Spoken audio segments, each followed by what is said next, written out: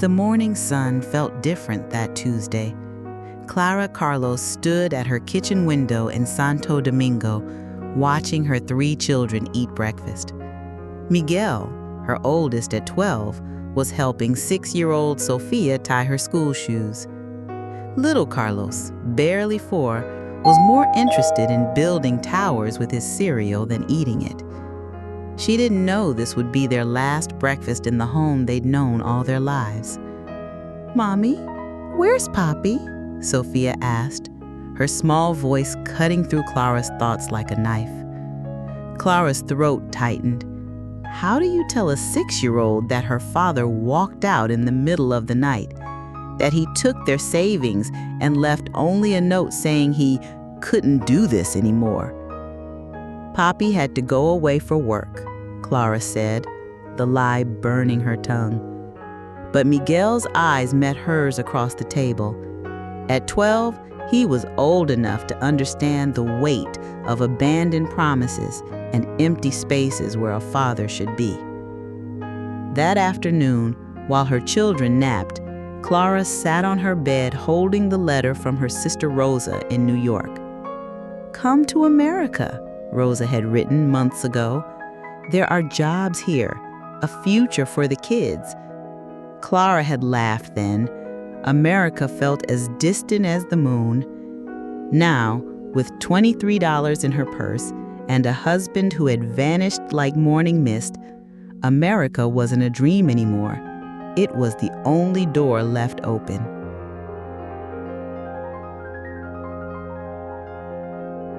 Three weeks later, Clara stood at the airport with 3 small suitcases and 3 frightened children. Miguel carried Carlos, while Sofia clutched her only doll, its yarn hair matted from too many nights of comfort. "Mommy, I'm scared," Sofia whispered as they boarded the plane. "Me too, mija," Clara whispered back. "But sometimes being scared means we're about to do something very brave." The plane ride felt like flying into a storm. Not the kind with thunder and lightning, but the kind that changes everything and everyone in its path. When they landed at JFK Airport, the noise hit them like a wave. Thousands of people rushing, speaking languages Clara couldn't identify, moving with a purpose she didn't understand yet. Rosa was waiting with tired eyes and a forced smile. She lived in Washington Heights, in an apartment building that seemed to scrape the clouds. "You can stay for 2 weeks," Rosa said as they climbed 4 flights of stairs. "But Clara, I can barely feed my own family." 2 weeks. 14 days to build a new life from nothing. That first night, lying on Rosa's couch with her children curled around her like puppies, Clara stared at the ceiling and listened to the city that never sleeps. Car horns, sirens, voices in a dozen languages floated through the thin walls. America was loud. America was fast. America was terrifying. But America was also the only chance her children had. Day 1. Clara walked the streets of Washington Heights until her feet bled in her old shoes. Every help wanted sign felt like a lottery ticket. But English was a wall she couldn't climb, and experience was a key she didn't have. "No speak English, no job," said the man at the grocery store without even looking up. Day 3. Miguel started school and came home with tears he tried to hide. "The other kids laugh at my shoes, Mommy," he said. Clara looked at his worn sneakers, held together with electrical tape, and felt her heart break in a new place. Day 5. Sofia got sick with fever. Clara counted the pills in the bottle. Only 4 left. In Dominican Republic, she would have called her mother. Here, She called God and hoped he spoke English better than she did. Day 7. Halfway through Rose's patience. Clara could feel it in the way her sister avoided eye contact, in the sighs when the children were too loud, in the portions that got smaller at dinner. Day 10. Clara found a job posting at a 24-hour laundromat in the Bronx. The owner, Mr. Park, was Korean and spoke English with an accent almost as thick as hers. "You work nights," he said. 11 to 7, $40 each night. $40. In her old life, that was a week's wages. Here, it was barely enough for one day. "I take it," she said. Day 12. The question she'd been avoiding finally came. Where will you live after Rose's? Clara had walked past the laundromat 3 times. It was warm. It had bathrooms. It had places to hide behind the large commercial dryers. She never imagined her children would have to sleep in a laundromat. But sometimes life doesn't ask what you imagined.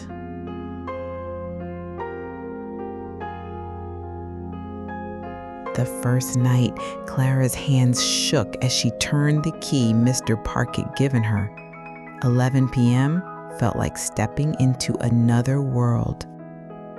The laundromat was bright and warm, filled with the steady hum of machines that never stopped working. Just like her. She had left the children at Rosa's, promising to be back by morning. But she spent that first shift planning. Behind the large commercial dryers was a space just big enough for 3 small mattresses.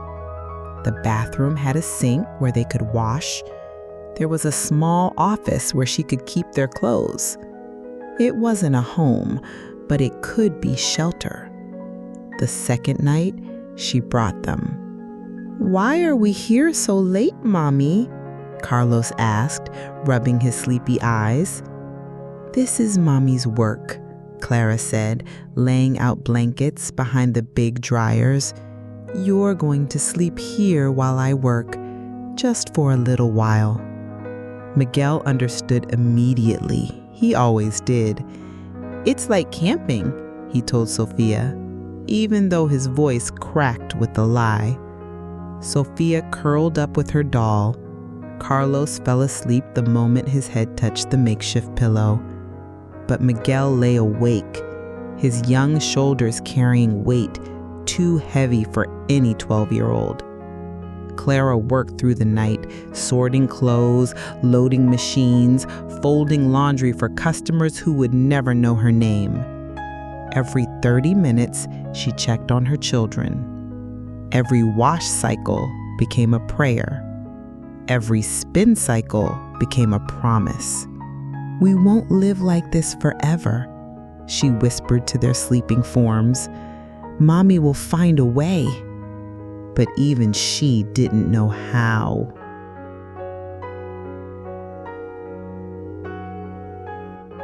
Weeks turned into a rhythm.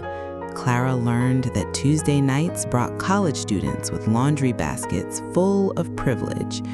Wednesday nights belonged to the hospital workers, nurses and cleaners who understood tired eyes and aching feet. Thursday nights were for the families who worked 2 jobs and could only do laundry when the city slept. Each customer told a story through their clothes. The businessman who never washed his own shirts, the grandmother who still separated whites from colors with religious precision, the young mother who brought her baby and let Clara hold him while the clothes washed. "You have beautiful children," the young mother said one night, noticing Sophia peeking out from behind a dryer. "Thank you," Clara said, her heart racing. "They're sleeping. My babysitter had emergency." The lie came easier each time, but lies, Clara was learning, were sometimes just hope wearing different clothes. Miguel started doing his homework at the small table in the office. Under the fluorescent lights, with the sound of washing machines as his soundtrack, he discovered something remarkable. Math made sense. Math was a language that didn't care about his accent or his shoes or where he slept. "Look, Mommy," he said one night, showing her his test. 96%. Clara stared at the paper. In a world where everything seemed impossible, her son was proving that some things were just waiting to be solved. "You're smart, mijo," she whispered, kissing his forehead. "Smarter than this place, smarter than our situation." And for the first time since leaving Dominican Republic, Clara felt something she'd almost forgotten: pride.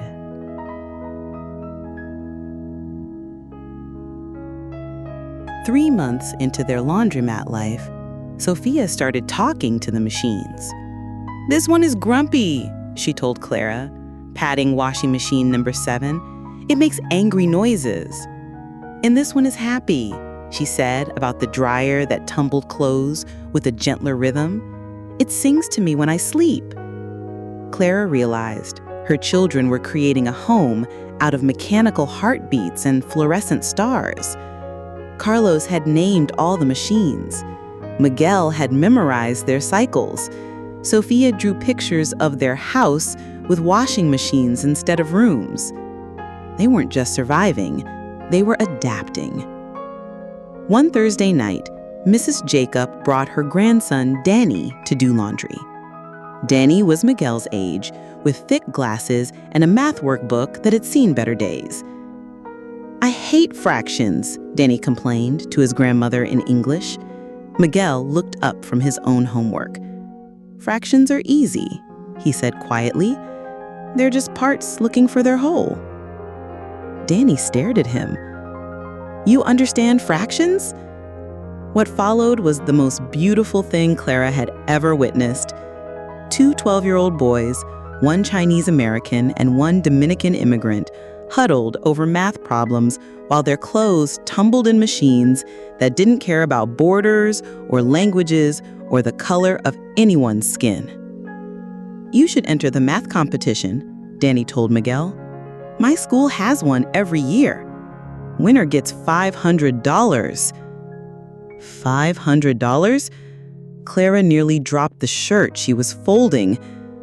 That was more than 2 weeks of work, more than their monthly food budget, more than Clara had ever seen in one place since arriving in America. But more than the money, it was something else. Recognition. A chance for Miguel to show the world what Clara already knew, that her son was brilliant.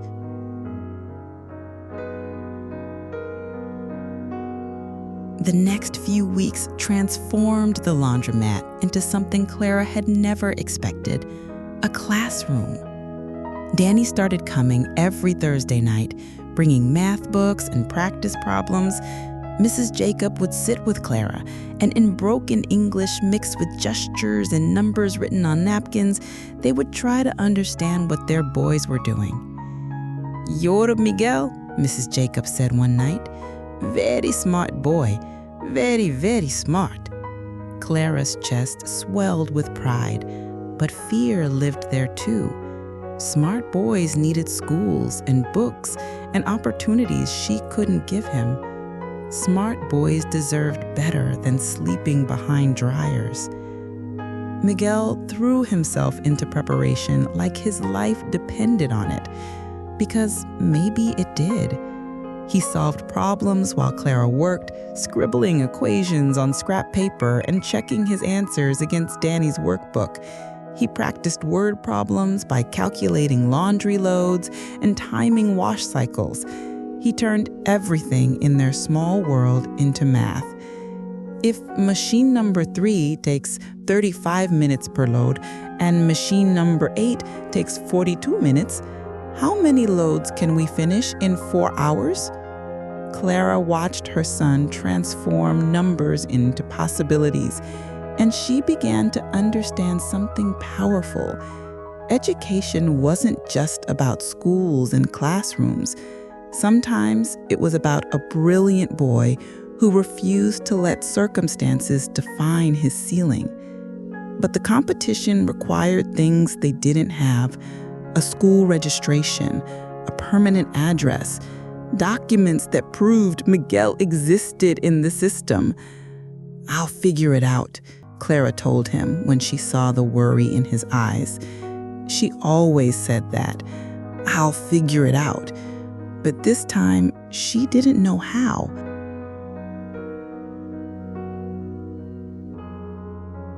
Sometimes, angels wear nurse scrubs and speak with Brooklyn accents.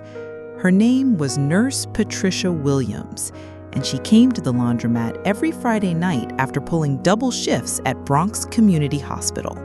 She was the kind of woman who noticed things, like how Clara always had perfect change, or how she never left during her 8-hour shifts, or how there were sometimes small voices whispering behind the dryers. "Honey," Patricia said one Friday night in November, "we need to talk." Clara's heart stopped. This was it. Someone had figured out their secret. Child services would come. Her babies would be taken away. "I know you're living here," Patricia said gently, "and I know those are your children behind those machines." Clara's knees almost gave out. "Please," she whispered, "please don't report us. I have nowhere else to go." Patricia studied Clara's face for a long moment. Then she did something unexpected. She smiled. "Child, I'm not here to report you. I'm here to help." Patricia, it turned out, had been a teenage mother herself. She knew what it felt like to choose between pride and survival. She knew what it meant to do whatever it took for your children. "My nephew goes to the same school where they're having the math competition," Patricia said. "If your boy is as smart as you say he is, he deserves a chance."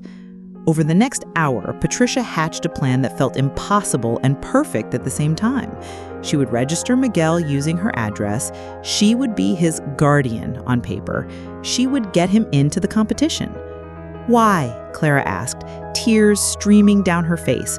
"Why would you do this for strangers?"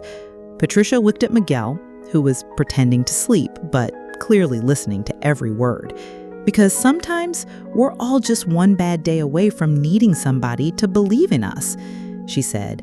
"And that boy has magic in his brain. Magic deserves a chance."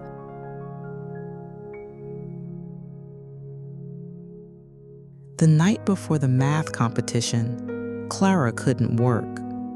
Her hands shook every time she tried to fold clothes.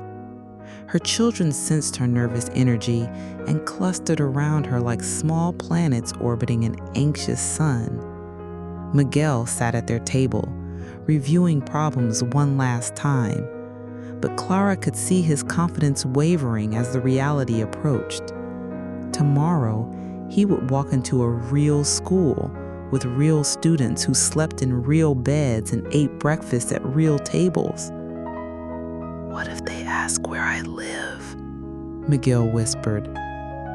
"You give them Patricia's address," Clara said, "just like we practiced." "What if they ask about my clothes?" Clara looked at her son's outfit. Clean but worn jeans, a shirt that had seen better years, shoes that told stories of long walks and careful steps. "You tell them nothing," she said firmly. "Your clothes don't take math tests. Your brain does." But Clara knew clothes told stories too, and Miguel's story was written in patches and careful repairs and the kind of pride that came from having very little but keeping it immaculate. That night, after the children fell asleep, Clara sat in the quiet laundromat and did something she hadn't done since her husband left. She cried. Not the silent tears she learned to hide, but deep, shoulder-shaking sobs that came from months of being strong when she wanted to crumble. She cried for the life she'd lost, for the father her children would never really know, for sleeping on floors and counting quarters and pretending they were camping when they were just surviving. But she also cried with something else, hope, because tomorrow her brilliant boy would show the world what she'd known all along, that genius doesn't need a permanent address, that intelligence doesn't require a perfect life, that dreams can grow anywhere, even behind laundromat dryers.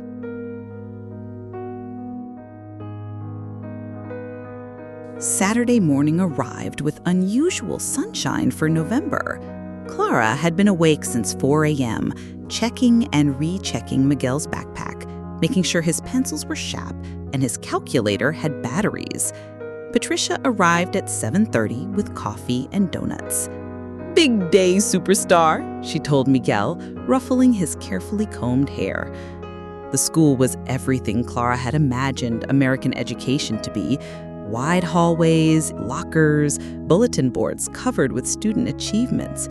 Parents walked confidently through corridors they knew by heart, chatting about carpools and weekend plans. Clara felt like she was trespassing in a world where she didn't speak the secret language of belonging.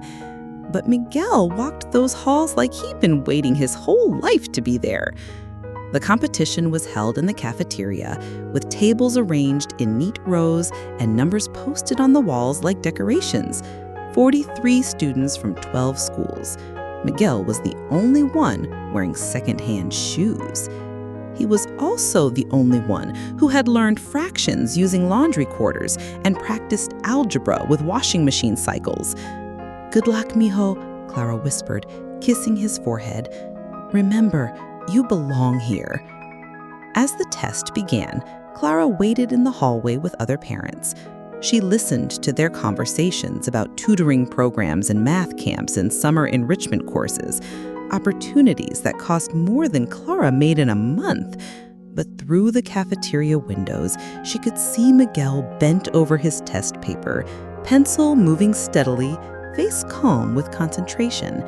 He looked like he was exactly where he was supposed to be.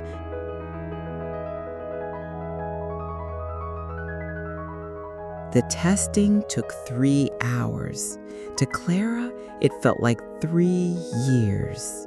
She spent the time walking the school hallways, studying every poster and trophy case, imagining Miguel in classrooms with real desks and real teachers and real opportunities. She pictured him raising his hand to answer questions, his intelligence finally having room to flourish. When the students filed out of the cafeteria, Miguel looked exhausted but calm.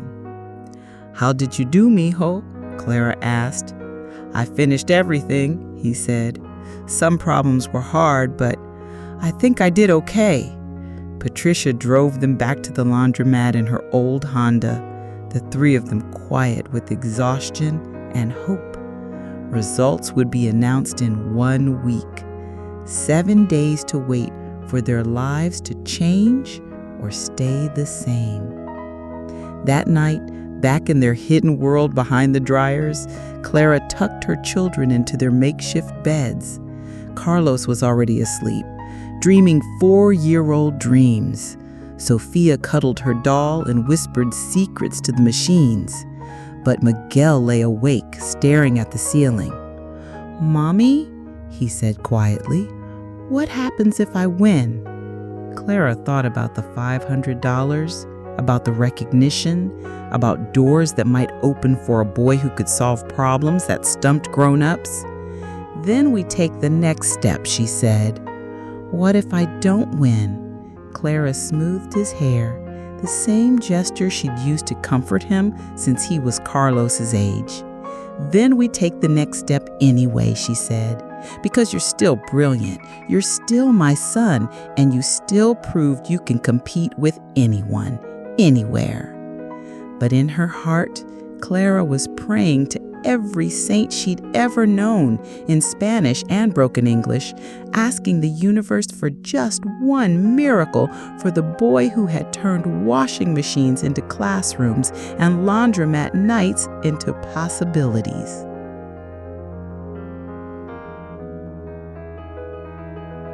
Monday crawled by like a wounded animal.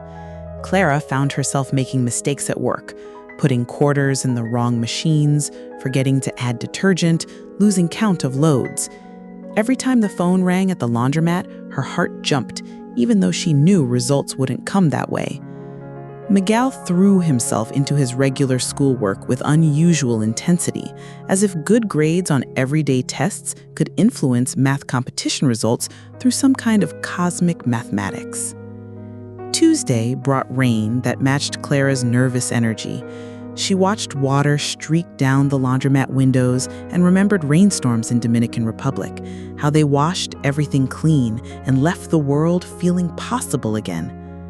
"Mommy, you're washing that shirt for the third time," Sophia pointed out during her Wednesday night visit. Clara looked down at the same blue shirt she'd been scrubbing absent-mindedly while her thoughts spiraled between hope and fear. Thursday night, Danny came for his usual laundry session with Mrs. Jacob. He was more excited than Miguel, bouncing with anticipation.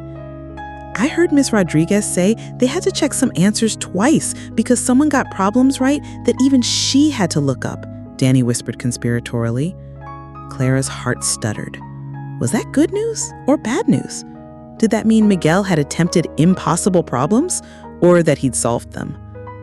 Friday night, Patricia arrived with her laundry and an update that made Clara's legs weak. "I called the school," Patricia said quietly while the children slept. "Results come out tomorrow morning, 10 a.m. Saturday, 10 a.m. Less than 12 hours to wait for their entire future to be decided by numbers on a page. That night, Clara didn't even pretend to work.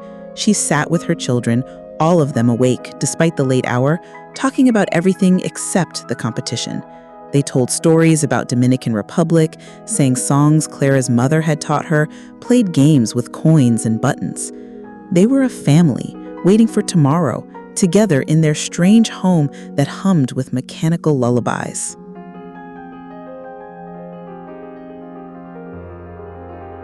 Saturday morning arrived gray and stubborn, refusing to acknowledge the importance of the day.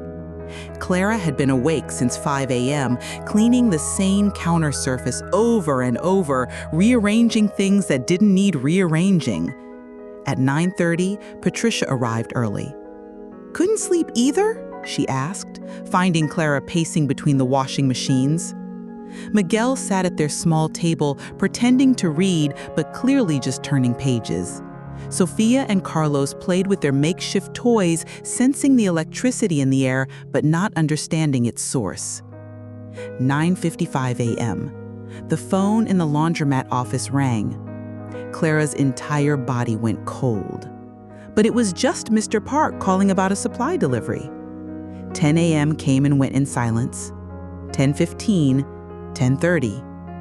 "Maybe they're running late," Patricia said, but her voice carried the same tension that was eating Clara alive. At 10:47 a.m., Patricia's cell phone rang. Clara watched Patricia's face as she answered, searching for clues in every micro-expression. Her eyes widened. Her free hand flew to her mouth. "Yes?" Patricia said into the phone. "Yes, he's here. Hold on." She held out the phone to Miguel with shaking hands. "It's Ms. Rodriguez from the school. She wants to talk to you." Miguel took the phone like it might explode. His voice was barely a whisper. "Hello?" Clara couldn't breathe. She watched her son's face, reading his expression like her life depended on it. And then Miguel smiled. Not a small smile, not a cautious smile, a smile that started in his eyes and spread across his face like sunrise breaking over mountains. "Thank you," he whispered into the phone. "Thank you so much." When he hung up, the silence in the laundromat was complete except for the eternal hum of machines. "Mommy," Miguel said, his voice cracking with emotion. "I won!"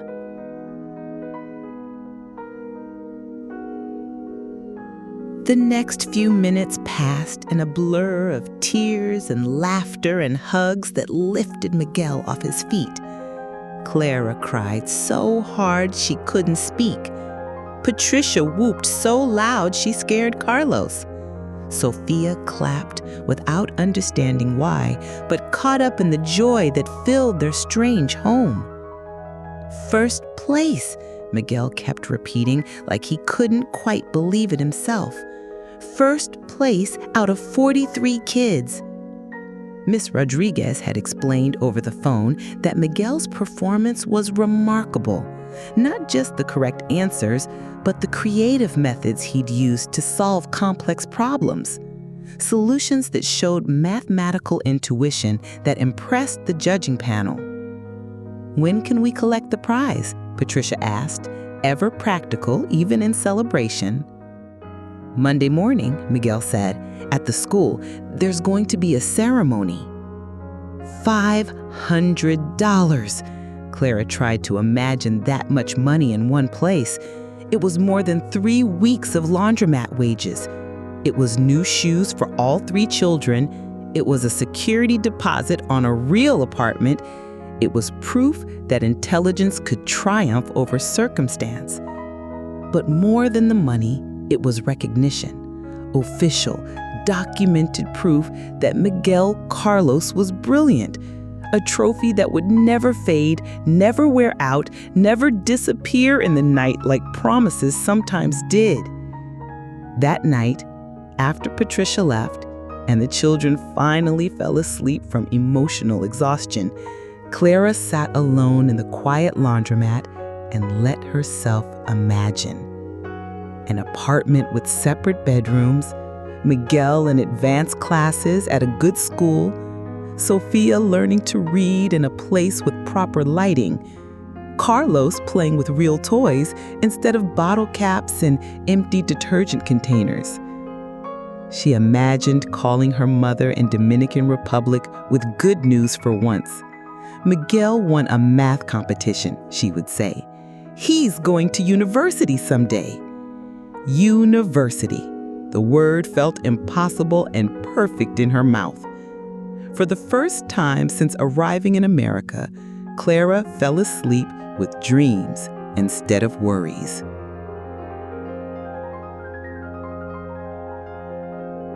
Monday morning, Clara dressed her children in their absolute best clothes.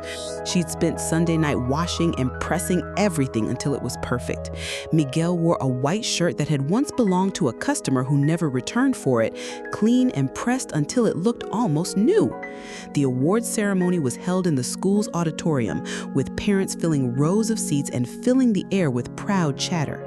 Clara sat between Patricia and Mrs. Jacob, feeling simultaneously like she belonged and like she was impersonating someone who belonged. When they called Miguel's name for first place, Clara's heart exploded with pride. Her son walked across that stage like he'd been born to be there. The principal shook his hand and handed him a trophy that caught the auditorium lights and threw them back in golden sparkles. The $500 check was presented in a ceremony frame that made it look like the most important document in the world. Miguel Carlos, the principal announced, solved problems that challenged our panel of judges. His approach showed not just mathematical ability, but true mathematical thinking. The applause washed over them like a wave. Clara clapped until her hands hurt, tears streaming down her face as she watched her son hold his trophy high. After the ceremony, other parents approached them, parents whose children attended the best schools and lived in the best neighborhoods, wanting to know where Miguel studied, who his tutor was, what programs he attended. "He's self-taught," Clara said, in her careful English, her accent thick with emotion. "He studies at home." Home. She said the word without flinching, without explaining that home was behind washing machines in a 24-hour laundromat. Because looking at her son with his trophy, Clara realized something profound. Home wasn't a place. It was wherever her family was together, supporting each other, believing in each other, refusing to let circumstances define their ceiling. On the drive back to the laundromat, Miguel held his trophy in his lap like it was made of precious metal. Which, Clara thought, it was. It was made of dreams and determination and late-night studying by fluorescent lights. "What now, Mommy?" Miguel asked. Clara looked at her brilliant son, her brave children, her unlikely friend Patricia, who had made miracles possible. "Now we keep going," she said. "We keep climbing."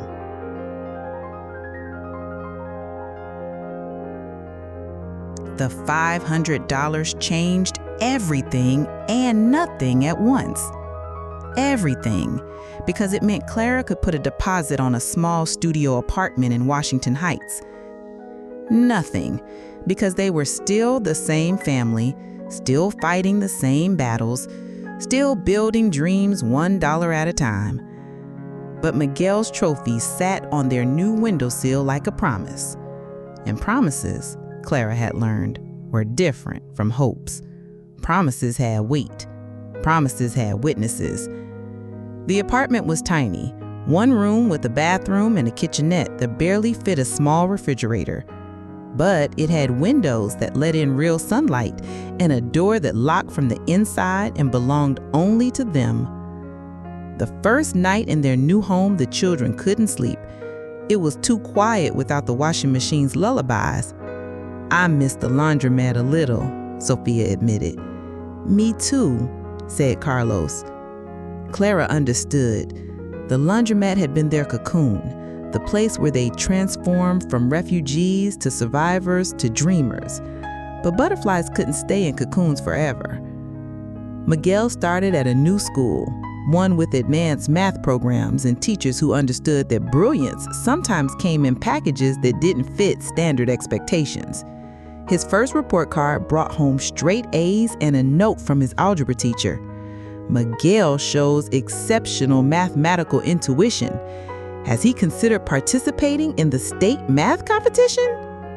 State level. Clara had to sit down when she read those words. Patricia still did her laundry at Mr. Park's place, and she still brought updates on their old life. Mr. Park asked about Miguel every week. The night shift customers missed seeing the brilliant boy who did homework behind the machines. "You're famous there," Patricia told Miguel. "The kid who won the math competition while living in a laundromat. You're like a legend." Clara had returned to day shift work at a different laundromat, one closer to their new apartment. The pay was the same, but she could sleep at night and watch her children grow during normal hours. Some evenings, when homework was done and dinner dishes were cleaned, the family would walk past their old laundromat. Through the windows, they could see the washing machine still spinning, still humming their endless songs. "That's where Mommy worked when we were brave," Sophia would say. Brave? Clara had never thought of it that way. But maybe Sophia was right. Maybe courage wasn't the absence of fear. Maybe it was doing what needed to be done while being terrified, one day at a time, one wash cycle at a time.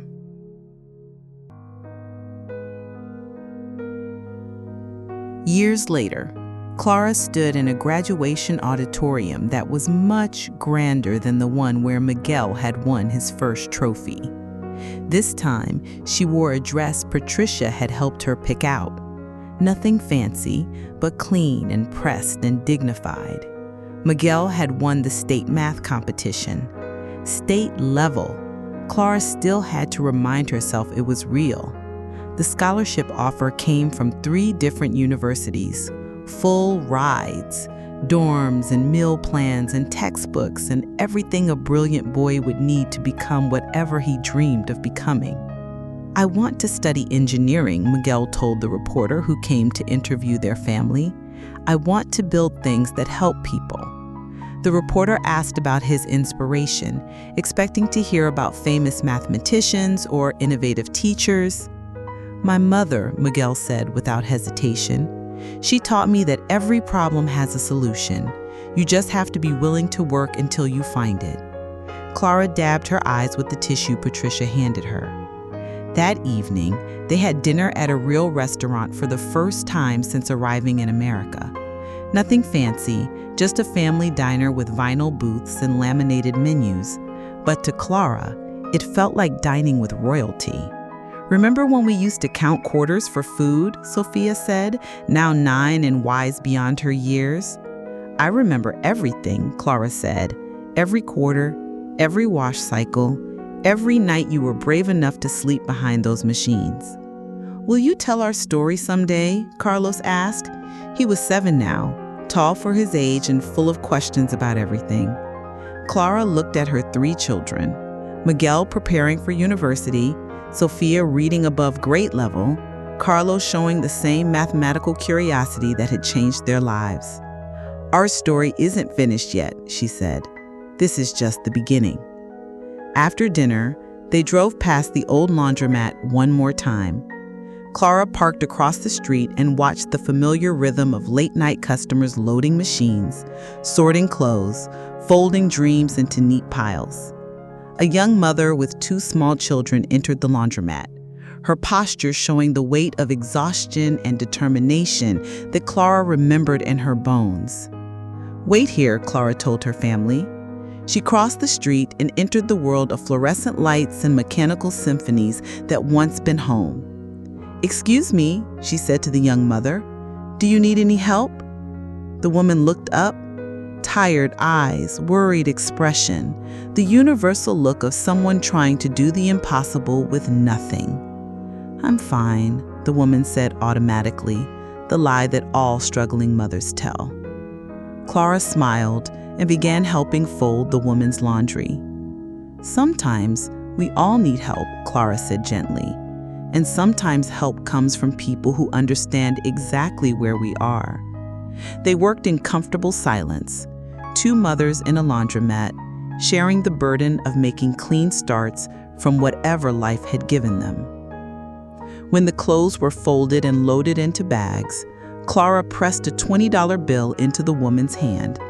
"For whatever you need," she said. The woman's eyes filled with tears. "Why?" Clara looked back through the window at her 3 children waiting in the car, at Miguel with his trophy still visible on the dashboard, at the family they'd built from washing machine lullabies and fluorescent starlight. Because sometimes angels wear ordinary clothes and do their miracles one load at a time.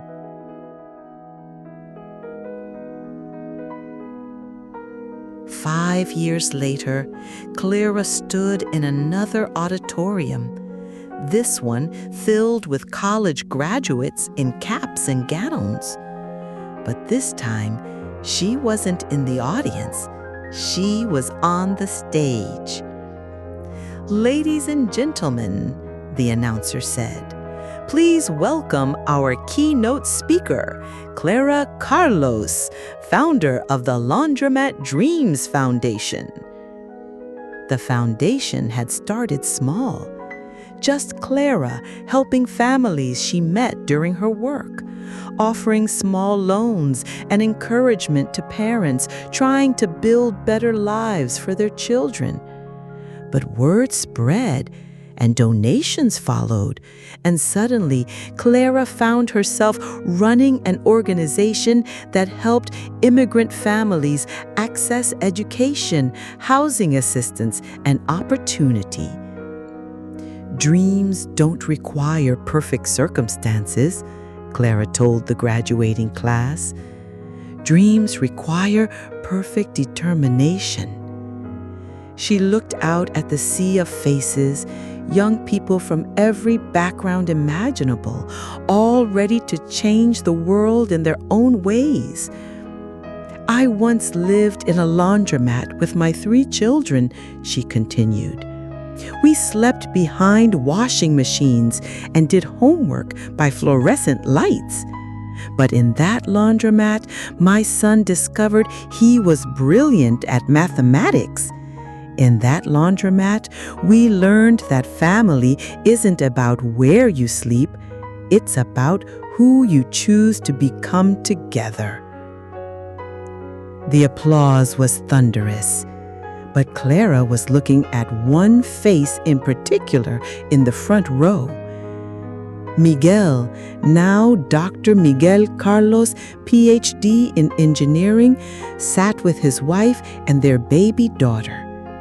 He'd kept his promise to build things that help people, designing water purification systems for communities around the world, including several in Dominican Republic. Next to him sat Sofia, now a teacher who specialized in helping immigrant children learn English, and Carlos, in his 2nd year of pre-med, still asking questions about everything. After her speech, Clara walked through the crowd of graduates and their families. She listened to their stories, tales of sacrifice and determination, of parents who worked multiple jobs, and students who studied by streetlight, of dreams that refused to be defeated by circumstances. Each story sounded familiar. Each story sounded like hope. That evening, at the family celebration dinner, Carlos raised his glass of soda in a toast. To Mommy, who taught us that washing machines make excellent schools and that love makes anywhere feel like home. They laughed and remembered and told stories that had become family legend. The night Sophia named all the machines, the math competition that changed everything, the customers who became friends, the way fluorescent lights had seemed like stars when you were learning to dream. Later, driving home through the city that had once seemed so foreign and frightening, Clara passed by the old laundromat. It was still there, still glowing in the night, still offering warmth and refuge to whoever needed it. She pulled over and sat in her car, watching the familiar rhythm of late-night customers. Through the windows, she could see a young father helping his daughter with homework at the small table where Miguel had once discovered his mathematical genius. Clara smiled and whispered a prayer of gratitude to the washing machines that had been their shelter, to the fluorescent lights that had been their stars, to the endless cycles that had taught them the rhythm of never giving up. Some people are born into their dreams. Others have to wash them clean, one cycle at a time, until they shine bright enough to light the way forward. Clara Carlos had done both, and her story, their story, would spin on forever, inspiring others to find their own dreams in the most unexpected places, reminding the world that brilliance can bloom anywhere, and that sometimes the most extraordinary journeys begin with the simple decision to keep washing, keep hoping, keep believing that tomorrow's load might be the one that changes everything. The laundromat dreams were just the beginning.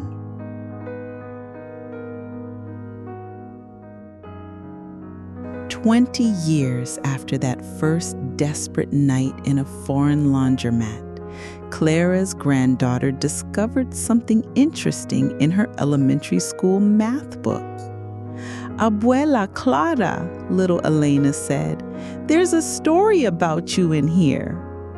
And there was. A chapter called Problem Solvers that told the story of a woman who came to America with nothing but love for her children and a willingness to work through the night.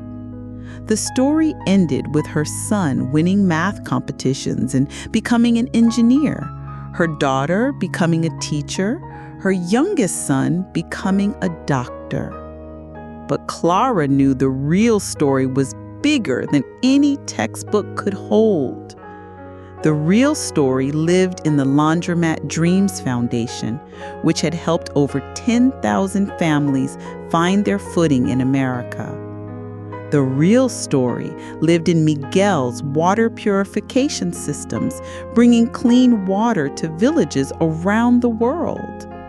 The real story lived in Sophia's classroom, where immigrant children learned that accents were just music in their voices and that intelligence spoke every language. The real story lived in Carlos's hospital rounds, where he treated patients with the same gentle dignity Clara had once shown strangers folding laundry in the middle of the night. The real story lived in every person who learned that circumstances were just the starting point, not the destination. "Tell me the washing machine story again, Abuela," Elena said, settling into Clara's lap.